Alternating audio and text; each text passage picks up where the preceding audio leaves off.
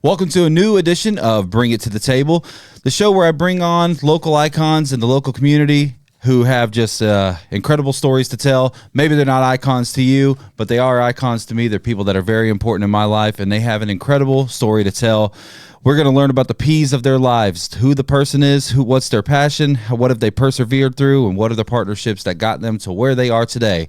So welcome to this edition of Bring It to the Table.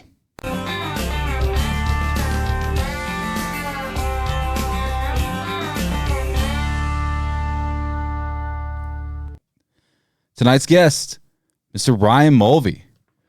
Ryan, you've been in the game of golf since you're 15 years old. Long time ago, for sure. You have hosted a radio show. I have. You have run a golf course.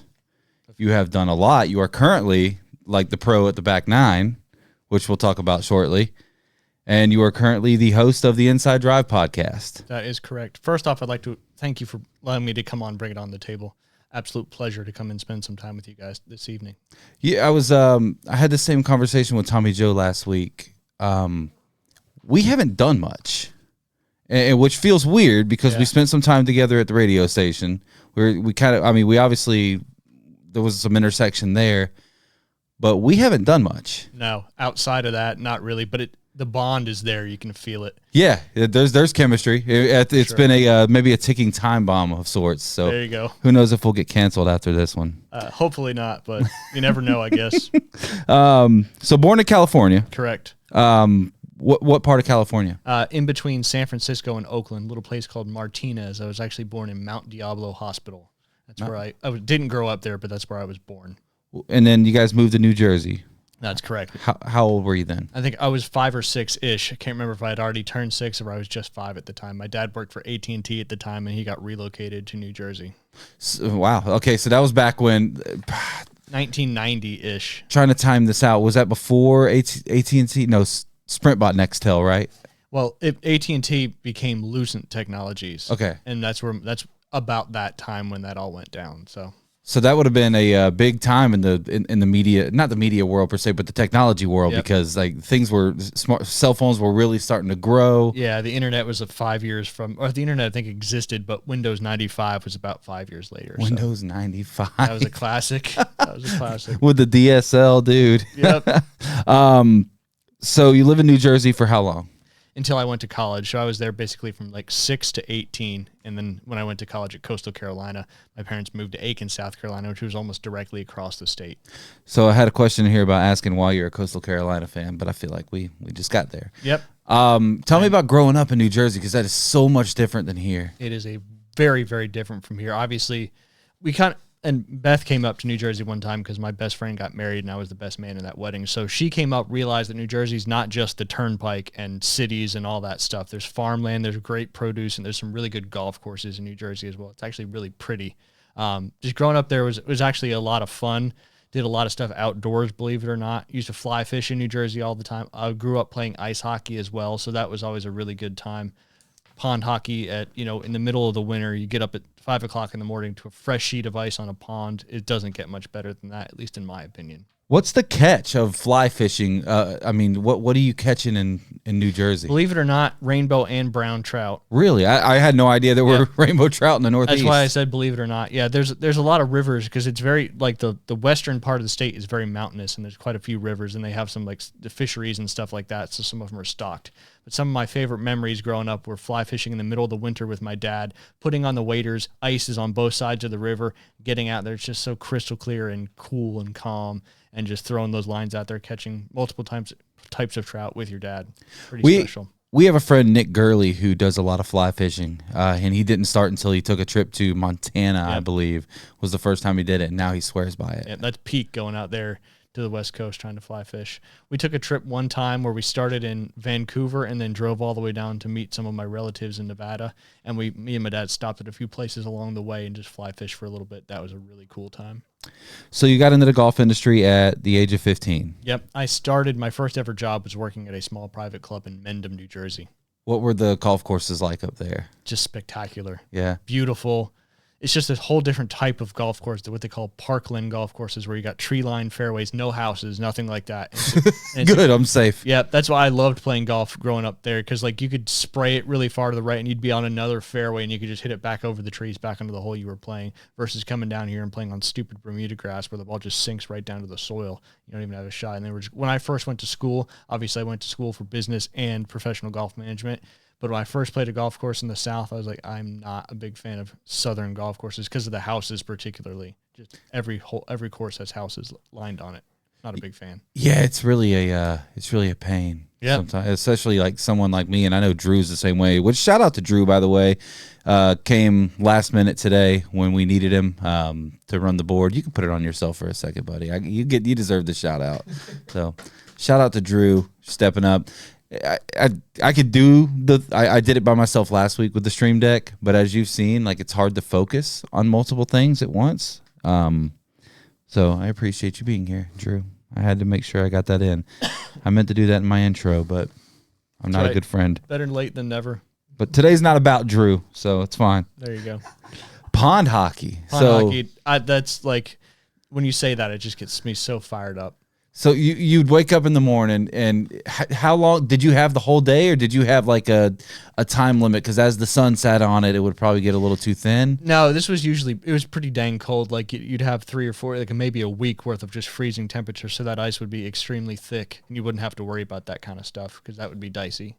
So we're at New Jersey. I know I asked that, and I know you said it, but I don't remember. I grew up exactly. I didn't say it. Yeah, I grew up in a township called Roxbury, which was in the Morris County area. A lot of people know Morristown, New Jersey. So it was very close to there. It was just a small little suburb. A lot of people from that area know like Route 80 and 206. We lived like right at the intersection of those two roads. And we lived on Mooney Mountain, and there was this little pond called Conklin Pond, and you could walk to it. It was about a 30-minute walk. We'd put our skates over our shoulder and grab our gloves and our stick and walk and go play some hockey. Were you fishing the same pond in the summer that you Ironically, were skating? yes. Yeah. Just catching brim, and we called them sunnies back then. Sunnies on string cheese. Sunnies on string cheese. Yep. That was also a lot of fun. So tell me about your first job in the golf business. Yeah, I was just a cart guy. Actually, a guy I was working with instructional wise got me the job there because I needed a golf course that I could, practice and play at, because I just did the public golf stuff, which was expensive as well, but we weren't members of a private country club or anything like that. So my driving range was going to an actual driving range, like on a highway where you're hitting off the mats, into like an old school type driving range. And then so I ended up getting a job at Mendham Golf and Tennis Club so I could play golf there on Mondays when the course was closed, which was pretty cool. It was a neat golf course, met a lot of really cool people there as well. But just normal stuff, stocking the range, doing the carts, and there was gas carts, so we had to fill up the carts with gas, and then like special events and stuff like that. We'd do some valeting and all that cool stuff. So that's pretty cool. And I bet there were some pompous ones up there. Oh, absolutely. Any private club, yeah. Yeah. Regardless of where you are in the country, it's extremely challenging from a customer service standpoint. So why golf? I grew up playing it my whole life. I had visited a lot of schools to play golf, but then I didn't want to do the whole get up early every morning, work out, study hall, play golf constantly. I wanted to enjoy college a little bit. So I went to a college that had the PGM program. So when I graduated, I was still going to be in the business of golf. So not playing golf the rest of my life, but being in the business side of golf, because I wanted to stay with golf, but I didn't want to dedicate my entire college career to playing golf, knowing how difficult it was to get to that next step after that. So it would have been, just kind of like playing golf in college, not enjoying playing golf. And the PGM program at Coastal did a lot of really cool things. Like we used to play a match against Clemson, like the Ryder Cup. Now they have this whole huge Jones Cup thing, which is like all the PGM schools playing against one another. But we played Coastal in the Directors Cup, and I was lucky enough to make that team my freshman year, and that was a really cool experience playing against Clemson. It was a lot of fun for sure. Wow, that's crazy. I never would have pegged that. That's something I never knew, which is why we're here doing this today. Absolutely. I do want to back up a little bit and go to growing up, because one thing that I don't think I've really ever talked to you about is your parents. Yeah. So tell me a little bit about your mom. Yep. She was the one that brought us everywhere. She was the one that supported, both parents obviously supported me, but she was the one. My dad worked a lot. He was out of town a lot too. So my mom was the one getting us where we needed to be, all that cool stuff. So she was extremely supportive. Like if I needed to go to practices or I needed to get something, she was the one that took care of all that. So she was kind of like the main focal one. And then my dad, he was a pretty higher up guy with Lucent Technologies and AT&T before we moved to New Jersey. So he was gone a lot on business, but was always making my games and stuff like that, especially when it came to hockey and all that good stuff. But my dad's the one that took me to the golf course. My dad was the one that would drive. We'd get up at 4 o'clock in the morning and drive 2 hours to a junior golf tournament somewhere. So I'm extremely thankful for both of them. I would not be where I am in life right now without either one of them. Yeah, I mean, that's a big deal when you work that much, but you're still willing to put that much time into your kid. Yeah, he's busting his ass, working a lot of hours, and then, on the weekends, making sure I'm playing in junior tournaments, making sure I'm practicing, getting me where I need to be, and, of course, playing golf with him as well was always memories I'll never forget. Are your parents still alive today? Yes. They actually live here in Panama City Beach as well. They do? Yep. Yeah, my dad's battling some dementia right now and some early onset Alzheimer's. But that's tough. It is, yeah. So spending as much time with them as we can now, too, is, really important to all of us. So making sure your kids get time with their grandparents, too. Yep, That's absolutely. vital. But still very blessed that they're both alive. Yes. And my dad, he's actually considerably older than my mom. He'll be 85 in July. So I'm pretty sure he didn't think that he was going to, be around when I would have 2 kids, married, all that good stuff. Because when he was in his 50s, he had a couple heart attacks, so it got a little dicey there for a little while. But he was doing great for a long time until this dementia and Alzheimer's stuff started kicking in. How old are you? I am 40. Never would have. I figured you were closer to us, but you're an old man. Pretty much. That's wild. Pretty much. Yep. 41 here in a couple months. Nice. So, but you look great. Thank you. I feel good right now for sure, all things considered. Yeah, well, which we're going to get into, and I'm sure you're probably tired of talking about it at some point, to some juncture, but I'll try to get into some different things. So you go to college at Coastal Carolina. What took you there? The PGM program there. So what is the PGM program? It's basically a sanctioned program, so you're doing all your PGA, because becoming a PGA professional, there's like the guys that play on tour, they're PGA professionals, and then a PGA professional like what I do and all the people I've worked with, you're in the business of golf. So like you're head pro, an assistant pro, a director of golf, a general manager, a teaching pro. You've got all these classifications. They call it Class A. So I knew I wanted to stay in golf and work in golf. So when you go to a PGA or a PGM school, they used to be called professional golf management schools. Okay. You're getting your degree, but when you graduate, you're also a Class A PGA member. So I know I wanted to stay in the business of golf, so I wanted to go to a school where I would have a degree and also be a PGA member by the time I graduated. So I chose Coastal because it was a business degree, whereas like Penn State, Clemson, a lot of those were parks and rec degrees, and I thought the business degree was more valuable for what I was going to be doing going forward. Was that an accurate assumption? Yeah, absolutely, especially with all the financial stuff I didn't know I was going to be doing that I've done most of my career. So you mentioned that Beth would come up and see you. When did you meet your wife? I met Beth when I was working at a golf course in North Augusta, South Carolina. So I met her. We met each other in 2011, and we got married in 2013. How did you know? Just because you just know. Yeah, you do. We have such a great teamwork relationship, and it's carried through our entire lives. We're like best friends, and I want to spend every moment I can with her, and we have the same goals and same drive. That was a big thing, is we're both very passionate about doing what we need to do. And of course, now that we have the family, even more passionate when it comes to that kind of stuff. So let's talk about the kids. Yep. So Ryan is 14. She is. Liam is 12. Almost. He's 11 right now. Okay. So obviously you're oldest. You find out you're going to be a dad. Walk me through do you remember where you were? Yeah, absolutely. When you found out? Because I think every dad knows that story. Yeah, we were in the house we lived at in North Augusta, and she just came out and told me, and I was ecstatic and really excited, obviously, as you would be, knowing you're about to be a dad. Because I don't think there's anything better than being a parent, just because now it's not you anymore. You have a responsibility that's bigger than yourself. Yeah. Oh, yeah. I absolutely remember that moment for sure, and I'll never forget that moment. No doubt about it. So you find out you're having a girl. Why the name Ryan? So Beth, she's Elizabeth Tony. Tony is her dad's name, so that's Elizabeth and Tony. So Ryan is Ryan Elizabeth Mulvey. So my first name, her first name combined into one. So she wanted to kind of keep the legacy of how it worked with her family through. Obviously, it's not the exact same because it's not the same first name, but it's the same first name for me. And then, of course, Ryan's middle name is Beth's first name. So that's how that came to be. Wow. And then, so you have Liam. Is there any, he kind of broke the trend. Liam was just Liam. Yep. Ryan just graduated middle school, yeah? Correct. Yep. About to starting in Mosley here in a couple months. We actually 5 trips to Mosley today to get her over to volleyball stuff. So wow. Morning camp, and then had to go. Then she had an orthodontist appointment, and then she had open gym that afternoon. So 5 trips between the two of us, all the way to Mosley and then back to the house. I didn't hit this for Tommy Joe last week, but I like it. Dolphin sounder. Yep, you got to. You have to. Go Dolphins. No doubt. So she plays a lot of beach volleyball, or a lot of volleyball in general. Volleyball in general, yep. She just started playing beach volleyball. She's just very passionate about it, and she loves it, which makes me so happy because she loves the sport, and you can see that play through in what she does and the work ethic that she has for playing volleyball, for sure. And I believe Mosley's got a great program, too. They do, yeah. Coach Mask is wonderful, all the way down to the JV coaches and all the people that keep coming.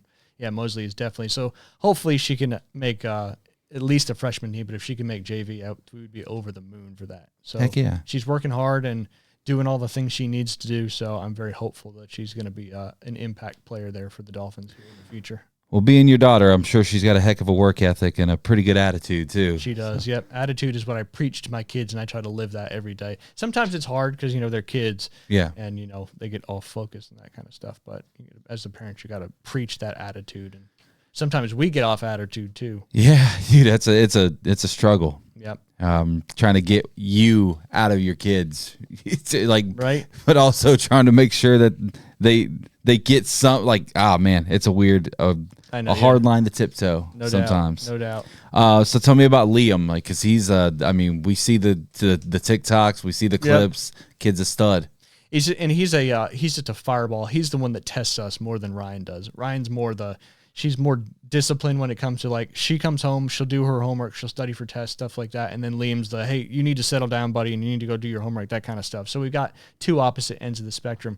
But he's just, every sport he's just got some kind of natural ability in it, whether it's soccer, baseball, football. Obviously football is his passion, but now he loves golf too. And golf is just so hard because I grew up playing that, and I still obviously play it now as much as I can.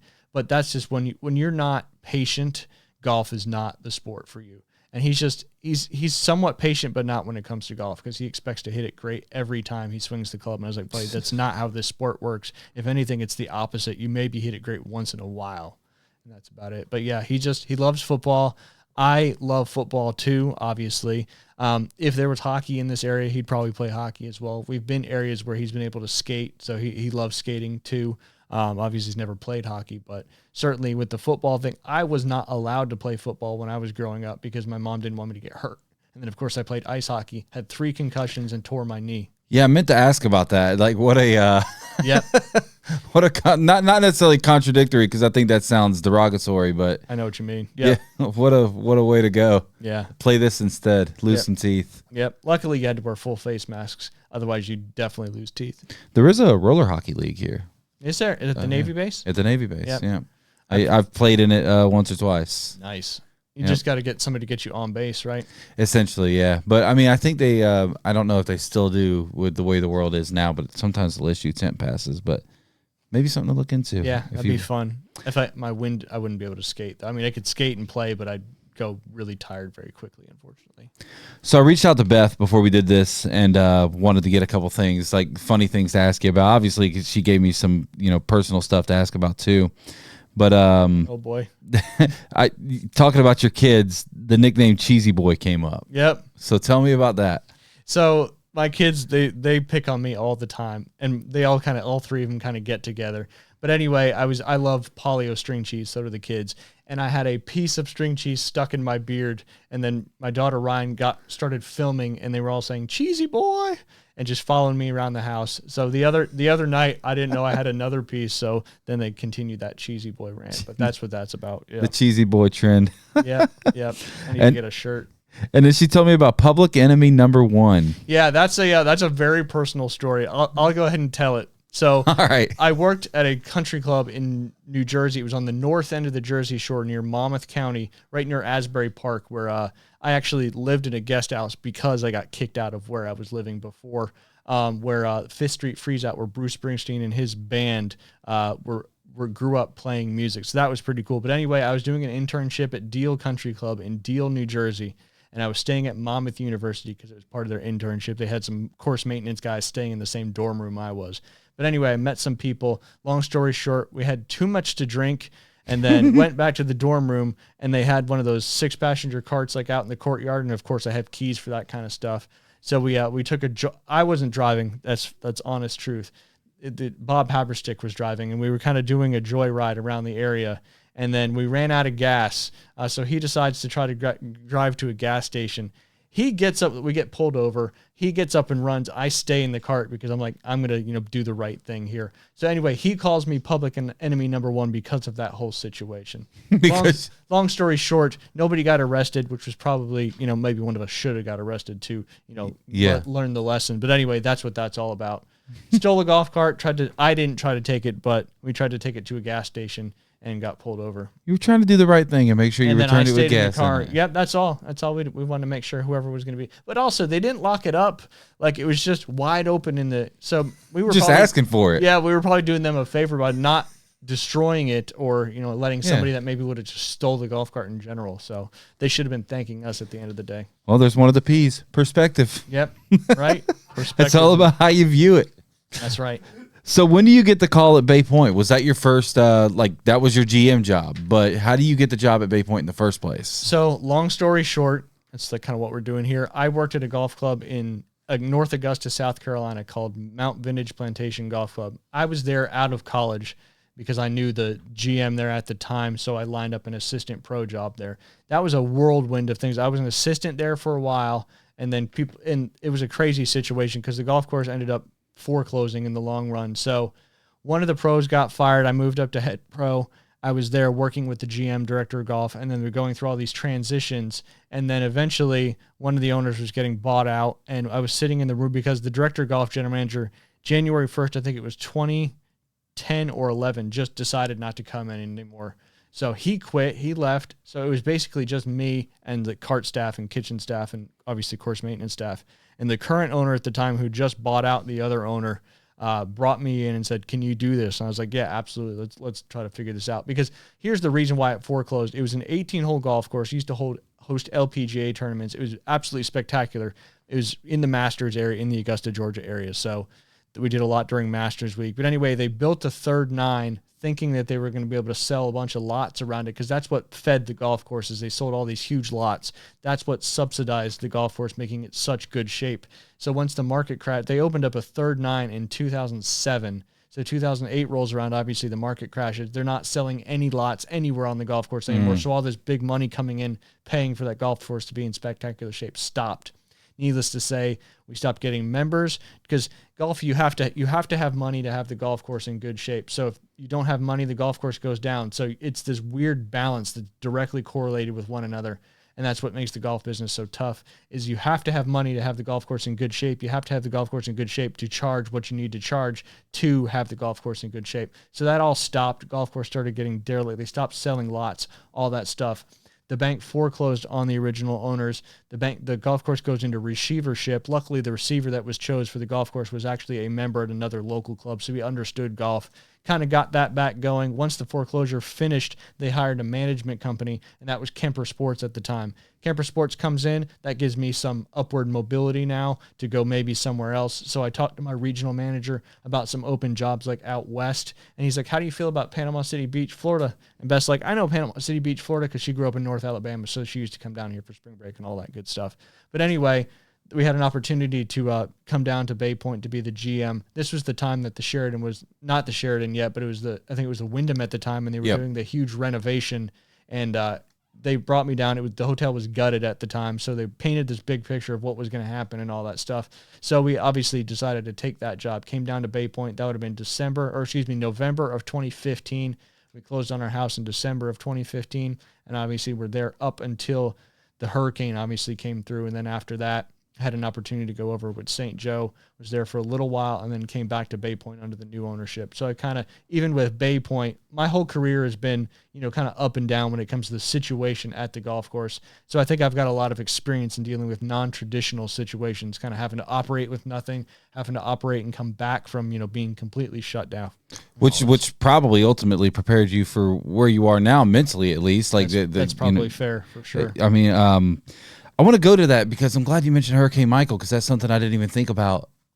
You're you're a Northeastern guy. Yep. Like, you don't see hurricanes. No. Your introduction. Yep. Yeah. No, you get nor'easters, which are bad for what they are. Yep. But your introduction to hurricane season is less than 3 years after you close on your home here, and it's Hurricane Michael. Yep. So talk to me about that. What was that like? It really, to be honest, didn't really impact us that much at the time where we were living. It just impacted all of our employees, everybody, on this side of the bridge and in this side of the area. So it was more doing what we needed to do to help our employees out, and then all just kind of coming together. We're all out there, picking up trees and chainsaw and everything and all that stuff. It was just a great joint effort, really brought the entire team close together. And it was just, I had an opportunity, to try to lead the comeback, as a lot of people did in this area. And it was obviously very stressful, very challenging, especially when you're owned by an investment company in New York. But luckily they went through the insurance process and all that stuff. And, the Nicholas was closed for 6 months, and obviously the Meadows is still closed. Yeah, Meadows never opened back up, which was a bummer because that was the one I could play. Well, I always said that the Meadows course for more beginner intermediate golfers was the golf course you needed to play. And then I actually thought it was harder for good golfers because it was so tree-lined and tight that if you hit it far and you hit it far a little offline, you were screwed. Yeah. Versus the Nicholas was more wide open, but a lot of water and a lot of challenging green complexes. So obviously the better golfer can probably navigate that one a little bit more. But yeah, certainly nothing I expected to have doing, but I had been through so many situations that I did not expect, and we kind of had to persevere through. So throwing another P out there for you, we had to do the same thing there for the after the recovery after Hurricane Michael. It was tough, man. I agree with what you said though. It was a stressful time, but you really got to see the beauty of the community. Everybody stepped up, and yeah, no doubt. Kind of, I've seen that firsthand too, as well, with everything going on that I know we'll get to here in a little bit. Yeah. I'm trying to close with that. I'm trying to make the people wait. You mentioned golf prices there, because I've always thought that's a weird conundrum, because we played a course, won't mention the course, the other day, and we get done and I'm like, this place doesn't seem like it's in good enough shape to be charging X amount of money. But then I sit there and I think, well, they probably have to so that they can get it in that shape. Yeah, it's that, like I mentioned, that they go together. Yeah, but then I think, well, they've been charging that for 4 years. So what, how do you quantify that? Like, when does it become okay, now we're just trying to rip people off? So I'm going to bring up another point. So post Hurricane Michael, you lost Ombre, you lost the Meadows, and Panama Country Club obviously changed drastically. And demand. They've been kind of going in and out of private, and I think they're private again right now. So yeah, you had a somewhat decent. Our area's never been a big supply of golf courses, so you were fighting, to get that tourism dollar. And of course, memberships, you're just not going to be able to drive memberships in this area because it's just not how it is. I know Panama Country Club is doing a pretty good job with that, but they're also big on the social membership side of thing, which is huge now for younger families. Yeah. But anyway, so you had, I think it was about 30% of your golf course supply go away. And then because golf was one thing you could do post-COVID, which was another big thing. So now you had people traveling, to play golf because of COVID, and everybody was down here more full-time than they were part-time. So you had just this influx of golfers, and there was a shorter supply of golf courses. So what do you do with supply and demand? When the demand is high and the supply is low, you raise prices. Yep. And that's essentially what happened. Kind of a fun fact about Bay Point. So when Bay Point was running 2 golf courses, it really wasn't profitable. It had to be subsidized because you have to spend all this money on the Nicholas course, but you also have the Meadows course too, which does not drive as high of a price, but still drives the chemicals, the labor, the big time projects and all that kind of stuff. So now after we lost the Meadows course, the golf course actually became profitable, post COVID, because the demand was higher. You didn't have as quite the amount of expense, and you could charge more money. When I first started, the Nicholas course was 55 and the Meadows course was 35. Obviously now it's a lot higher than that. So it just shows the market forces that have changed over the last, let's call it 10 years. Never thought about the supply and demand side of it. Yep. Because that's now that I'm thinking about it out loud, it's like, yeah, because the ombre was a big one. Yeah. Because I mentioned that earlier, or I thought of that earlier when you said 27 holes, like good, bad, ugly. Yep. Like that was what was so special about the ombre. And you take that entire property away. Now you're displaced members, people who come down here every year to play the golf course, and of course all the locals that play it as well. So they had to go somewhere, and the majority of them came over to Bay Point. So it's not even a perspective I thought of. Yep. That changes my outlook just a little bit on it. So you were obviously at Bay Point until the diagnosis. Yeah. And then came you left back there. Came back to Bay Point in 2021 when I left St. Joe, and came back to Bay Point in 2021 under the new ownership. It's kind of a funny story how I came back to that one. I was looking, Santa Rosa Golf Club was looking to hire a director of golf. So the golf world as a whole is very, very small. And I reached out to somebody who worked for Club Corps thinking that they were involved in Santa Rosa about that position. So I reached out to him to try to give myself a leg up. When I called him, he's like, hey, how do you feel about Bay Point? And then he told me that there's what was all transpiring with the new ownership. Mr. Orm was buying it from Torchlight, and they had hired Bobby Jones Links to run the golf course. And this guy that I reached out to was actually helping Bobby Jones Links as well. So that's how full circle I came back to Bay Point, because I reached out to him about a different job, and he told me about Bay Point, and I met with the owner and then the management company, and then decided to come back because it was just such a better position to be in at Bay Point with the market forces and all that stuff. You could really make some stuff happen. Yeah, and you weren't going to have to drive an hour plus every day, right? Yep. I mean, 2 hours round trip, really. And I would usually bring the kids to University Academy and then go all the way back to Shark's Tooth was my home base, but I also helped with Camp Creek and Origins way out there as well. So yeah, and I mean, on any given day, you get stuck on 98 and going to Shark's Tooth. It can be coming back was a nightmare for sure. It was a nightmare for sure. University is that's back there in Sweet Bay, right? Yep. Okay. Yep. That hasn't been around that long, has it? About 15 years, maybe 10. Probably, I think more like the 10-ish area. I want to say like 2014, maybe, so a little over 10 years. I remember wiring houses back in there, which if anybody's house is in Sweet Bay, I probably wired it. Unless there's problems, then it wasn't me. But I remember when it first opened, that would have been about that time. Let's talk about your time. You obviously, we don't have to talk about like the fallout from the 4-letter station.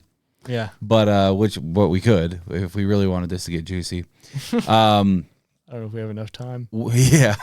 What made you want to start like this world, podcasting, radio at the time? So we had always advertised with the Coach James Hale show at Bay Point. When I came to Bay Point in 2015, they had just signed an advertising package with the Coach James Hale show. So we were advertising at the time with him, but that was at the Ticket Sports Radio. That's when I would go to Jay Michaels and do the show on Fridays with Coach, and then he obviously took the gig with ESPN when ESPN came to town. So I would go on the show on Fridays, occasionally fill in for Coach Hale, and then when ESPN moved from over there by Pep Boys to right down the street from Bay Point, it opened up an opportunity to have my own show, which was always kind of been talking in the background to do something like that.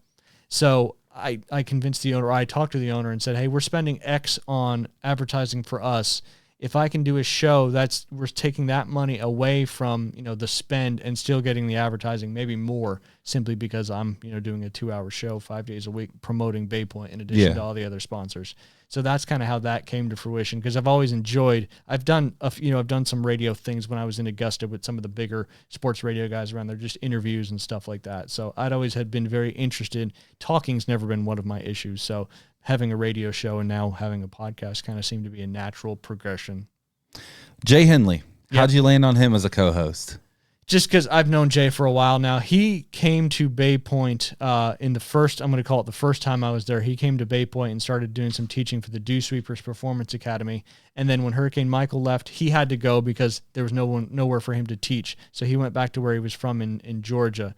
And then when I came back to Bay Point, he had reached out because both of his kids are here. He had reached out about coming back to Bay Point. So he came back and became our full-time instructor there. So when I had the opportunity to come on, I was like, who would be a good co-host? And I'd be like, Jay'd be a great co-host. And he had some availability to do it. He wasn't there every day, but he was there, I would say, probably at least 75% of the time.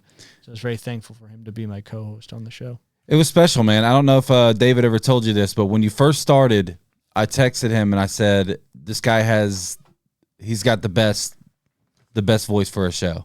The way you ran it, the way you sounded on the show. I texted him and I said, oh, we were good. But because we were doing Thursdays at the time, myself and Drew, we were like, we're good, but like the way you ran it was like just all natural. And that was your first time in any world like that. Yep.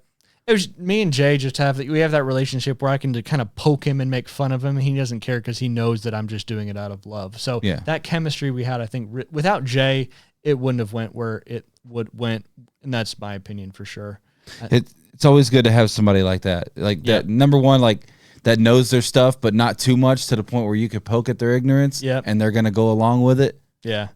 Yep. There you go. There you go. My favorite part was when he thought, and we had Jay Chapman on the show at the same time too, and he was talking about when they were up there in Memphis, and he was doing some Memphis Redbird stuff, and then Jay said something along the lines of Memphis was the capital of Tennessee, and then we all I paused for a second, and I'm like, it's not. I had to Google it real quick because I didn't want to screw it up, and then we brought that up, and it was just hilarious because we were laughing so hard. That was what he brought to the show. He was, I don't know if it was half just he would do it for fun or if he was really, didn't know his stuff. But it was just, we always did like quizzes and stuff like that. The answers were just glorious. He made the show what it was, no doubt about it. You guys both played a very important role in that, and so did David. I thought having David on the board for you guys was fun. The chemistry the three of us had was, second to none. I really miss doing the show with the three of them.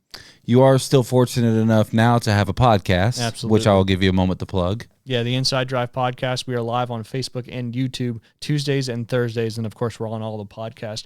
We post this stuff on all the podcasts, iHeart, Apple, all that good stuff. So appreciate you guys checking it out. Just check out Inside Drive podcast, YouTube or Facebook, and we're live on TikTok now too. There's no way to see after the fact what it did live because I think it just puts it in your little story thing or whatever. Wow, interesting. Yeah. You've only done it once. Yeah.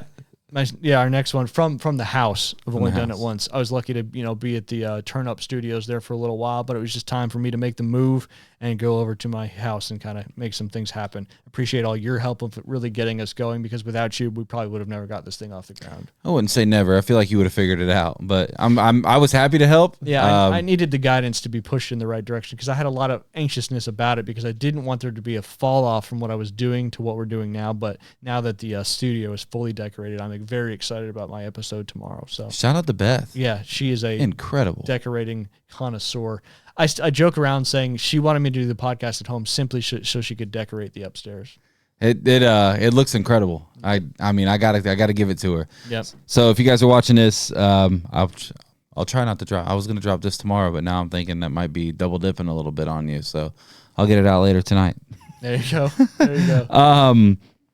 So let's get into kind of the elephant in the room situation. While you're working at ESPN, you get some life-changing news. Yeah, life-changing moment. Yeah. And again, thankful for David and Jay. So it was January 17th, 2024, live on the air. I start feeling this really weird twitch in my head, and then my head just turns completely around, and I can't control my body. And luckily, David notices something's going wrong, and then he says, "Are you joking?" And I was like, "No," because the whole thing was recorded. Obviously, it was live when we were doing it. So he comes in and he's trying to tell Jay to, you stabilize him because I was obviously having a grand mal seizure. So they got me on the ground. I was obviously conscious the whole time because a seizure, you don't go unconscious, but I got a funny story about that as well. So obviously this is all going down. Something is wrong. Jay calls, I think David calls 911. Jay calls Beth, and then you can see the whole video. They do CPR, and Jay gives me mouth to mouth, which is completely unnecessary because I wasn't unconscious. I was still breathing. My heart was still beating. I was just having a seizure. So I kind of joke around him with that. He just wanted to kiss you. Yeah, he just wanted to kiss me. But I really appreciate both of those guys for taking care of me in that moment because it could have been way worse than it was. I could have just fallen over and, hit stuff. So anyway, we go to the ER. They do a CT because obviously something's wrong in my head. They do a CT. We're sitting there waiting. It was me, my mom, my dad, and Beth. The kids were in school. But anyway, we're waiting there. We do the CT because it was packed out, as it always is. Went over there to Gulf Coast. And we wait for the CT. We get the CT. The doctor that did it pulls us in, and he says, "You see that?" And we can obviously see this big round ball on the CT. He's like, "That's not supposed to be there." And obviously now we're, our hearts just drop. We're like, what the hell is going on? What is that? So it's obviously in there. And then some kind of crazy things that happened along the way is I obviously go back to a room, and I'm going to stay overnight for observation. But anyway, there's the one, and I'm not going to use names, the one local neurosurgeon that was on call, she wanted to operate me on the next day. But one thing I tell you, and I think most people know this, if you have major medical things, get out of Panama City, get out of Panama City Beach, go somewhere else. And I know the Tallahassee Memorial Hospital is coming in there on Back Beach and 79. That's going to be a game changer for our area when it comes to medical health. But anyway, so I knew John Ward, who's a dermatologist. He lives over in Watersound Origins. He lives next to a neurosurgeon, and one of our best real estate agents, her husband's, I believe it was mom, had a brain tumor that several doctors said it was inoperable. She gets connected with this neurosurgeon, Jim Robinson, up in Atlanta. He's able to operate on it and gives her, I think it was about 12 more months of life. So I remembered that story. I text Dr. Ward that evening. He's like, hey, I just found out. I told him what had all happened. And he's like, I'll get you connected with a neurosurgeon here ASAP. The next morning, Jim Robinson calls me on the phone and says, hey, we need to operate very soon. So he was actually in Belize at the time fishing for peacock bass. That's all he does is fish all around the world. So I paid for several of his trips, not directly, but through insurance and deductibles and all that stuff. So anyway, he schedules me for neurosurgery or brain surgery the next Monday. That was the 29th of January. So we fly up to it was Northside Hospital. We fly up there. I have the surgery. Obviously, they remove it. They send the pathology off to where it needs to go. And then I had asked, because we had a flag football playoff game. So we went in for surgery on Monday. Tuesday was recovery day. Wednesday, we had a flag football playoff game that I needed to get back for. So I remember that. He gave me permission to fly. It was originally supposed to be on Tuesday, but luckily the other coach in the league was able to move it one more day. So we flew back down Wednesday morning and were coaching in that game. And believe it or not, we won in overtime in that game. And then unfortunately, we lost in the championship the next day. But I'll never forget that. The kids were unbelievable. It was just such a special moment. Obviously, Liam was on the team as well. And it was the first time I saw my kids was in that, at that game. So it was just, I'll never forget that moment. But anyway, so found out that they send the pathology. A couple weeks later, the pathology comes back. They say it's a cancerous brain tumor, an astrocytoma grade 3. Obviously now you think, because so many other people that have had brain tumors and they didn't last very long and all that stuff. So you're starting to, what are we going to do? What are we going to do? How are we going to figure this out? So we're just take it one day at a time, figure out a plan. So we got a plan to do chemotherapy and radiation, and luckily we could do it here locally. At the time, I had a neuro-oncologist up in Atlanta who worked with Dr. Robinson. Now I have a different neuro-oncologist. But anyway, so we did the 6 weeks of chemo and radiation right here at Florida Cancer Affiliates. That we finished that up. A couple of scans later, it's back. So now we're trying to figure out what the heck's going to go on. So that was kind of in the fall, winter-ish time. So lo and behold, I'm just kind of going fast now. And we go into February, Dr. Robinson, I have a second brain surgery to remove the regrowth of the tumor. So that gets taken out. We have scans, every couple months because that's just what you do.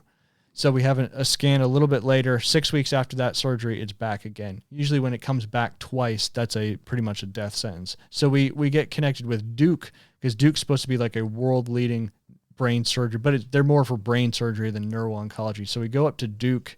They tell us we're just going to, try a different chemotherapy and just kind of do scans every couple months and just watch it and kind of hope for the best. That's not the answer we wanted to hear. So we were really excited to go to Duke. We got to Duke and we left Duke. We were really disappointed. So anyway, we're trying to figure, this is last year, summer now of 2024 summer. Yeah, I think 2024 summer, because last year we were in Jacksonville this time of year. So anyway, we come from Duke. We need to figure out something.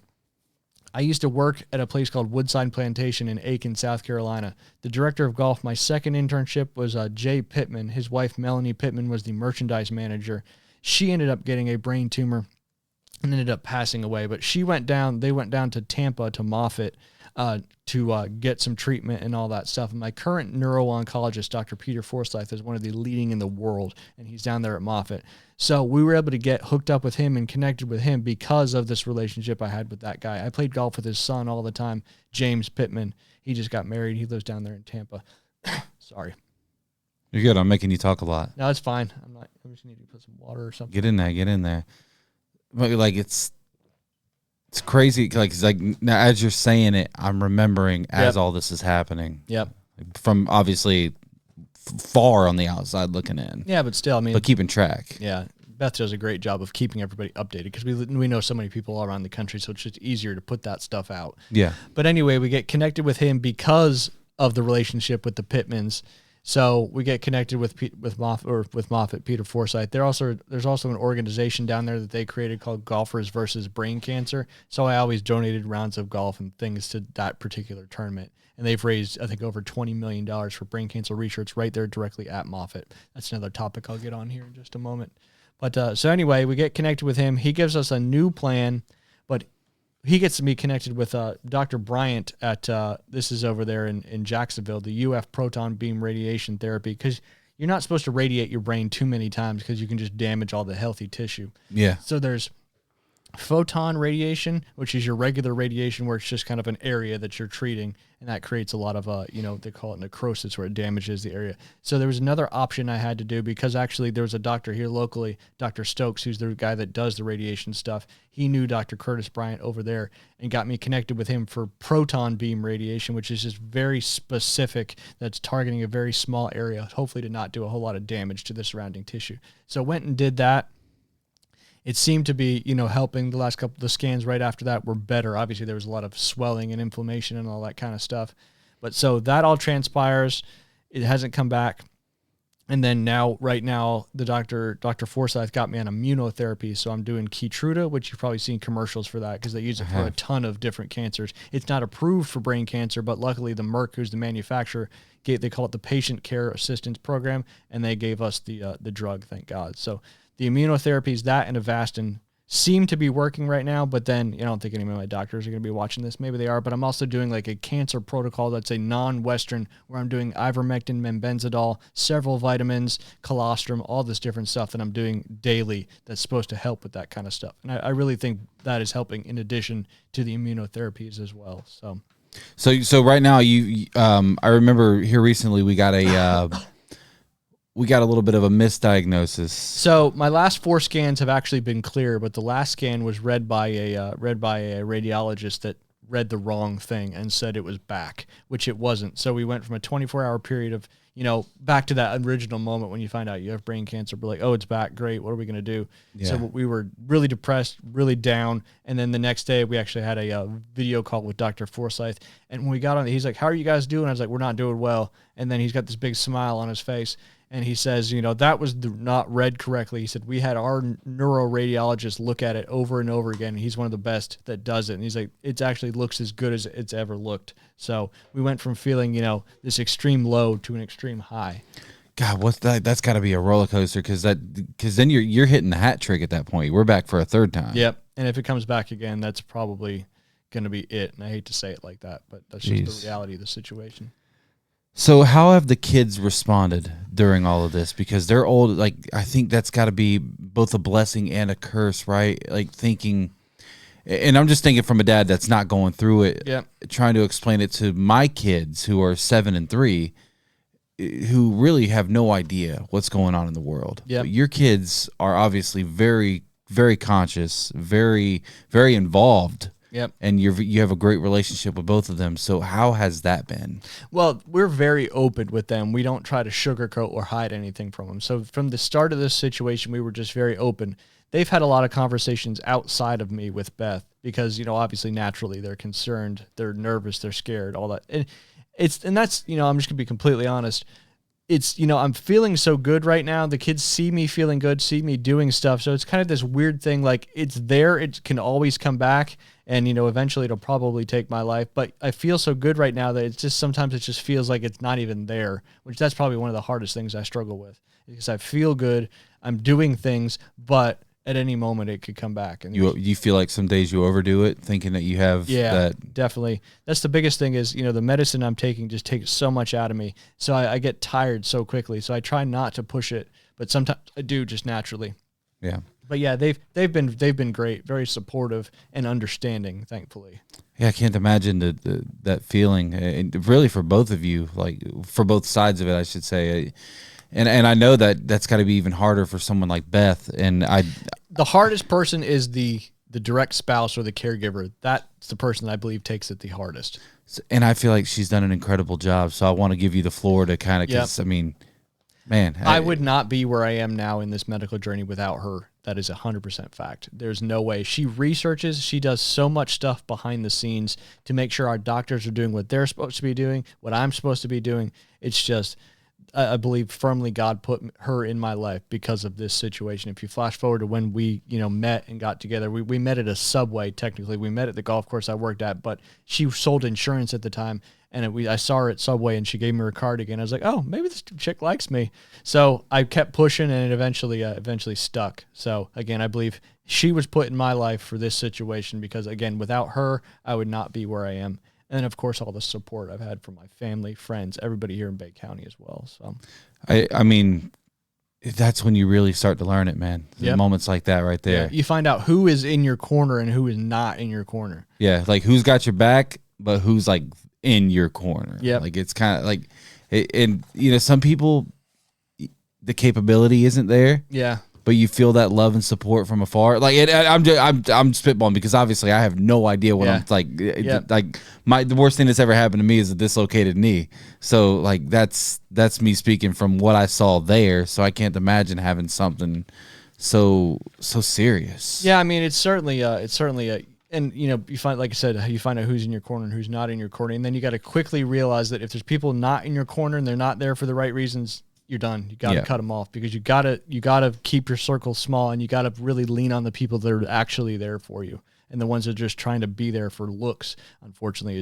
that's a real thing in these kind of situations. But anyway, we've learned a lot, we've grown a lot, and it's kind of just that day to day, taking one day at a time, and trusting the big guy upstairs that this is maybe I'm the one that's going to be through this journey to show that you can do these things and come out on the other side healthy.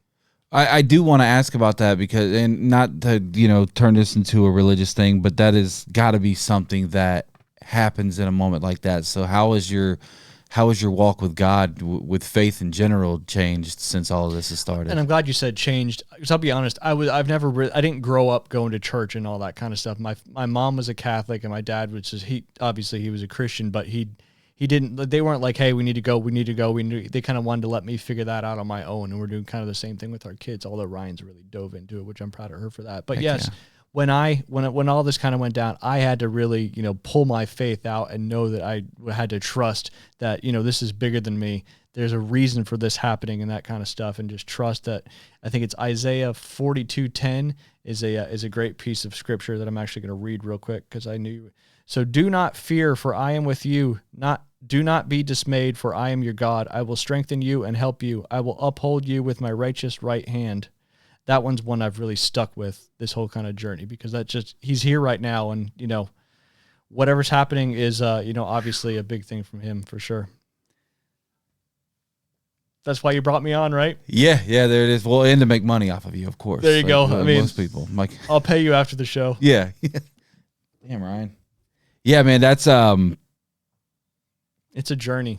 Yeah, it's and you just gotta trust that this is bigger than you, and kind of is what it is. But one of the big things too that is I said it's on the radio show all the time, is that when you wake up in the morning, you have a choice to be positive or negative. And I have no reason not to be positive every morning, because I'm here every morning. I wake up is a blessing. The fact that you open your eyes. Yep. I mean, that's a miracle. Yeah, absolutely. And I think if the whole world would just kind of fall into that, I think it'd be a lot better place, because I think we take a lot of things for granted, as a society as a whole. So. Amen. Golly, man. I had a question I was going to ask, but now I kind of forgot it there. Yeah, I mean, developing that walk in faith is it can't be easy, but man, you have to. Yeah. In a moment like that. No doubt. Is there anybody else that you want to obviously we'll get into the sponsors of your show here in a little bit, but is there anybody else you want to make sure you give some flowers to for kind of the whole thing? Bay County as a whole has been, and I talked about before, meeting Beth was a blessing from God from where I am now, but moving here to Bay County obviously was a blessing as well. When we first moved here, we really tried to dive into this community and just, be part of Bay County. And Bay County has given so much back to me in these last couple of years since the diagnosis that I will never be able to repay, and I will be thankful for the rest of my life for sure. Because, I mean, the support, not only financially, but the prayers and all of the things that matter the most, Bay County has done for me, and I am just so thankful for this community. They've just been unbelievable. And then, obviously you guys having me come on here. I've had a lot of people throughout my journey that have, done. I want to give a shout out to Aaron Rich as well. He kind of gave me that platform to get my podcast going after what happened at ESPN, and I wouldn't be doing the podcast still probably if they didn't help me get on my feet when that kind of stuff. And of course, you for getting me over the hump for doing the studio at home. But yeah, Beth, my mom, my dad, all my family, all my friends, the close circle friends, and, just how we've all had to grow as people. Like I said earlier about making sure the ones that are in your circle and in your corner, you embrace them and you lean on them. And the ones that are not there for the right reasons, you have to cut them out. Yeah. That's just the way you need to live life. For sure. You identify them. It's kind of you can acknowledge them, but they're not like what the Star Wars thing. You're on this council, but we don't grant you the rank of master. I like that. That's perfect. Yeah, perfect. Yeah, absolutely. I guess that's kind of like a good time to kind of start to wrap this thing up. But life now, you feel good. I feel good, but I want to bring up a word called scanxiety, which is basically the anxiety you have going into your next scan, because you don't know if the next scan is still going to be clean or not. So you have all this anxiety, because you're hopeful that it is clean, so you can have that joy. But Beth always puts it great into words, like you have the joy, but the stuff is still there. It hasn't changed. So you're excited that it's clear, but you're still anxious because it's going to be back at some point. You just don't know when. Like, is my next scan going to be the one where it's back, or is it going to be a few more down the road? So you do feel like it's a when, not if situation. Yep, because that's the reality of the situation, unfortunately, because there is no cure for brain cancer. And I was going to touch on this too. It's the most under-researched and underfunded type of cancer out there right now, because it's so complex, because there's so many types of brain tumors, because everybody's brain tumor is just a little bit different. Today is World Brain Tumor Awareness Day, right? June 7th or June 8th? Yep. Brain Tumor Awareness Day. Yeah, May was Go Gray for May, which is Brain Tumor Awareness Month, or Brain Cancer Awareness Month. But yeah, today's ironically Brain Tumor Awareness Day. I did not plan that, I promise. If you did, you did good by having it be today, for sure. And I had no idea that was today until Beth posted something earlier today. Jeez. Yeah. I do want to talk about that too, because just a thought I had in my head. I think at times people are very critical of people who live their whole lives on social media, but post their whole lives on social media. But for somebody like you that's got a strong support system, I think it is very appreciative for you to be able to let everybody know. Well, it's just, for lack of a better term, it's easier because we get people reaching out all the time. But now there's just people that know, like, hey, I just look for best updates. Then obviously we can communicate after the fact. And then, of course, I post a ton about my kids, but I don't give a crap if you like that or not. So I'm going to keep doing it. Keep doing it, baby. Yep. You keep it going, man. That's what because that's the reason you're still here. That's my why, for sure. That's your passion. That's your goal in life, man. It's to make sure that you set them up for the best possible future. Well, and that's like you said, that's my why. But that's I'm blessed that I can still coach, that I can still be out there on the field, because it could be a hell of a lot different. I could be not being able to go to the games, not being able to be out there on the field. So I still look at every day that I get to do that stuff as a gift from God. So and they're gonna remember that. Yep, we're trying to make core memories for the future, because again. It could be 20 years from now. It could be 3 years from now. My original diagnosis was 2 to 3 years because of the recurrence. So here we are. January will be 3 years.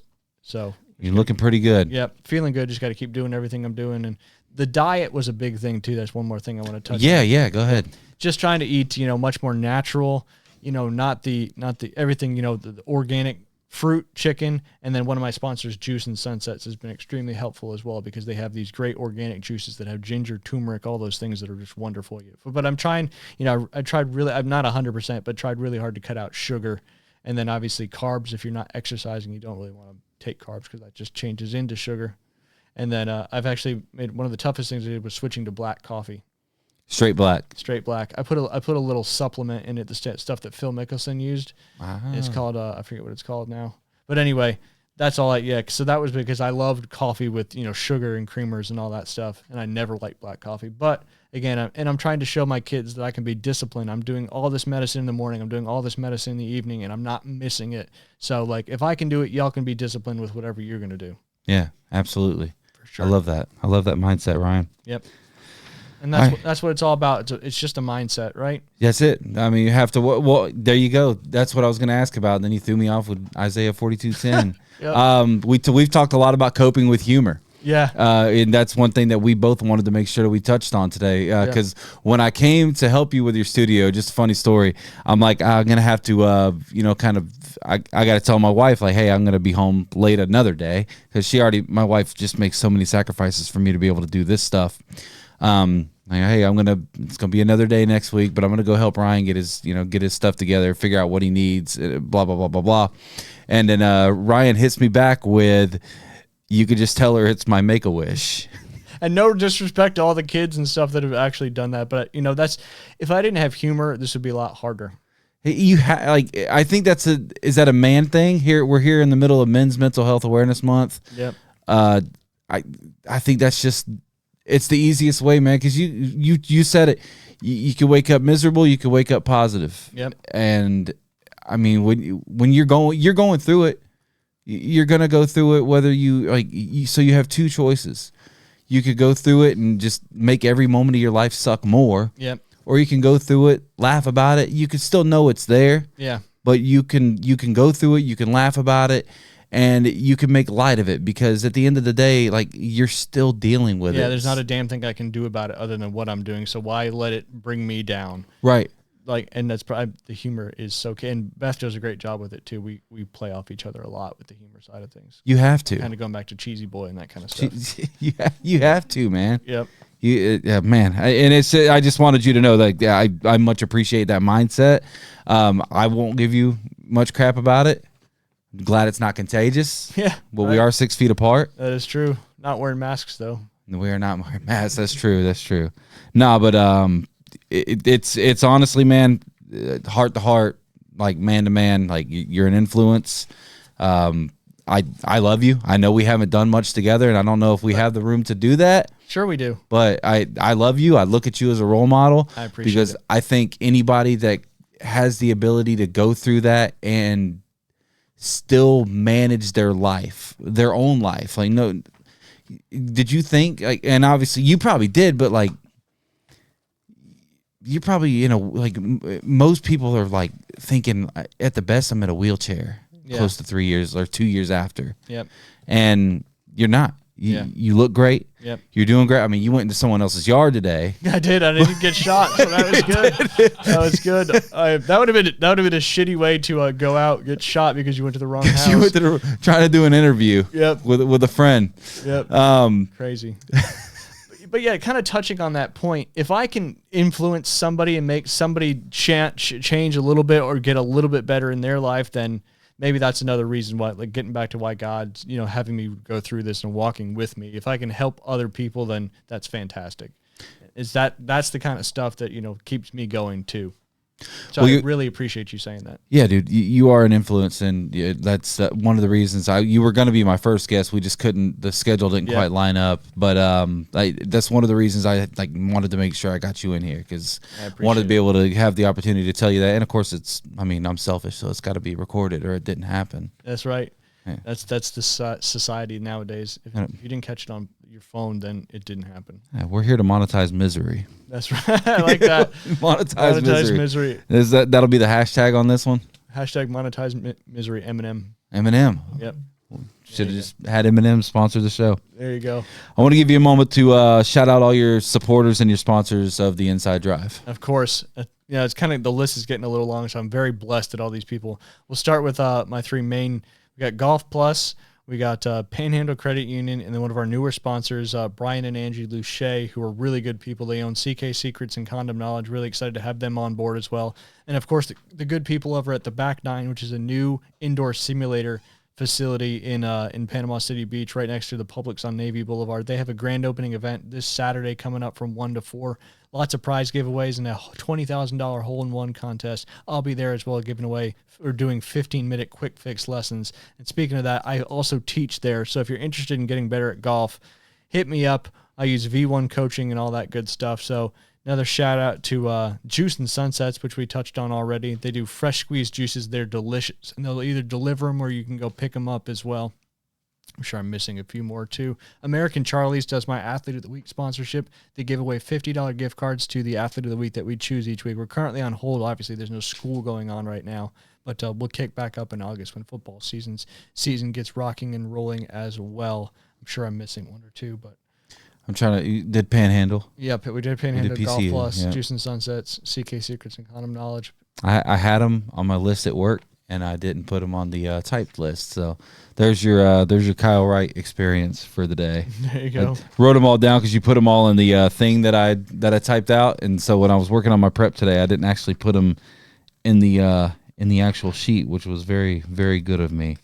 Just goes to show you that I don't know what I'm doing. No, you did. This was fantastic. No, dude, I really appreciate you being here. Yes, and I always enjoy. I mean, I've told my story a million times, but I like to be able to be candid about it and really, dive deep into some of that stuff. And it wasn't just about my brain cancer; it was about my life too. So I appreciate that as well. Well, let me say, you gotta. God, what is it? You have to. There's another E word. I can't. You have to give them ecstasy before you. Oh man, I'm butchering it. But it was basically like you gotta lube them before you make your money off of them, kind of thing. There you go. Yep. No, I mean, for real, I really appreciate you coming out here. Of course. It is late at night. For someone like you, I know gratitude's got to be a big part of your life and a big part of where you are, who you are. Yep. We always say here on the show, gratitude is so important because we as human beings, we spend so much time locked in and focused on the things we don't have and not enough time being gracious, being grateful for the things that we do have, for the things that we are blessed to have in our lives. Mm-hmm. So, Ryan, I'm going to ask you 3 things that you're most grateful for in your life right now. Absolutely. Obviously, my family, my new relationship with God, and then, of course, the supporters here locally. Without those 3 things, I wouldn't be where I am right now, for sure.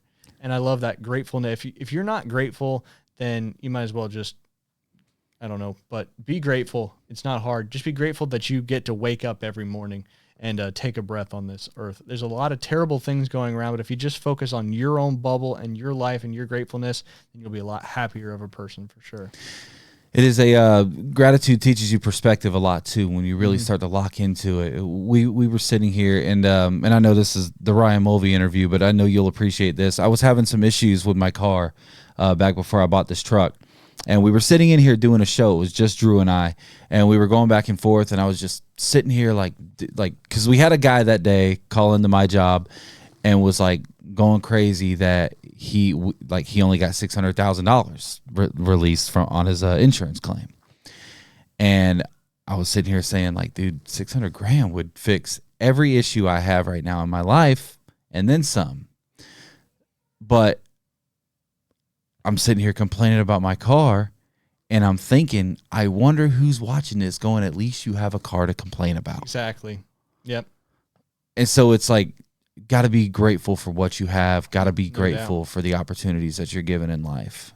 If you got a place to live, someone who loves you, food on your table, you should be grateful. You are doing a lot better than a lot of people. Yep, no doubt. Out there. Ryan, thank you so much for giving us your time this evening. Absolutely. I appreciate you inviting me. It was an absolute pleasure. I appreciate you being willing to do it. Absolutely. It's I know it's not a short drive for you, but it is an inside drive. There you go. Stay in the drive. So go check out the inside drive. There will be links in the description of this video here on YouTube. I'll put links to their Facebook and their YouTube channel so you can go check them out. Thank you. Check us out every Thursday night. Leave it at the table. We are live. It's myself, Drew Gorman, Danielle Guillory. Drew, you can say hi to the camera real quick. I'll give you permission. That's enough screen time. That was quick. We're done. I've maxed them out at 20 seconds. No, that's myself, Drew Gorman, Danielle Guillory. We're live every Thursday night. I have to say, I think the beauty of our show every week is that we have 3 different perspectives, 3 different walks of life. I'm a married man, 2 kids. Drew's married, no kids. Danielle's a single woman. We're also in 3 just completely different lines of work, and it's just really fun. This past week, we had an episode where we just sat in here and watched nostalgic commercials from the 90s and 2000s. That was awesome. And it was just like the heyday. The dumbest thing. Yep. The dumbest thing. But everybody can relate to that if they grew up in the 90s for sure. Exactly. And we've gotten some hate for having, not really hate, but we've had some people make comments about us having no real purpose to our show. But I think it's the beauty of it. It's like Seinfeld. Yeah. I mean, it's just, it was a show about nothing. I mean, and that is a purpose if you're, just shooting the breeze and talking about different things. That's kind of what the Inside Drive with Jay was, especially a lot. It's just, it's different. We talked about sports, but we just talked about a lot of nothing as well. But, and people, again, kind of getting back to gratitude, that kind of stuff, just leave that at the table, everybody. There's your good outro. There it is. Oh, man. Thank you guys so much for watching. Thank you. Make sure you hit the subscribe button, hit the notification bell if you want to know whenever we go live on Thursday nights. Check us out everywhere you can. We are on TikTok and Instagram as well. And Ryan, one more time, thank you so much for being here tonight. Absolutely. Thank you for having me. This was awesome. I'm proud of you for what all you've been doing. Oh, stop it. Stop it. Say it again. No, we'll see you guys next time. Thank you. Thank y'all.